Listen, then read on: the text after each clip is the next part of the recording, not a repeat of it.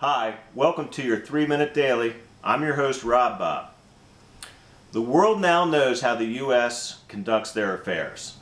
U.S. hostilities towards Iran have nothing to do with nuclear weapons development. If that were the case, then North Korea and Pakistan would face similar sanctions we're imposing on Iran today. But they aren't. The difference, of course, is what lies beneath the ground, and that's oil. Iran has it, and the other guys don't. Today we're going to talk about petrodollars. The petrodollar was the ultimate monopoly. The petrodollar was a game-changing deal that Washington made with OPEC 39 years ago. At the time, OPEC wanted to create a petrocurrency in which to trade its oil. This currency, however, was to be made up of a basket of currencies, which, although included the dollar, was also going to include gold, the Japanese yen, the French franc, the German mark, and the British pound.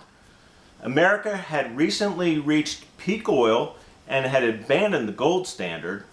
So after racking up enormous debts on a failed war, Vietnam, America was fast running out of oil, of gold, and of money. And the inflation monster, which had barely raised its head since World War II, was suddenly back from the grave, terrorizing the streets again. Plus, our supremacy was being challenged by the remarkable emerging of the East, like Japan, South Korea, and Taiwan. Something had to be done, and the powers that be spied an ingenious little way to keep the empire's engine running. President Nixon convinced King Faisal of Saudi Arabia to accept US dollars, and only dollars, as payment for oil. In exchange, he pledged to protect the Saudi monarchy and all their oil fields from anyone who might choose to seize them, like the Soviet Union, Libya, Israel, and many other interested parties. The king agreed. By 1975, he had got all the other OPEC members to agree too. The petrodollar was born. And so successful was it that it made the dollar go viral and mounted capitalism's biggest monopoly ever. It was the mega political innovation that won for the empire and all of its citizens all kinds of special privileges. The petrodollar is a monetary innovation, but its impact in the last 39 years has been equally as powerful.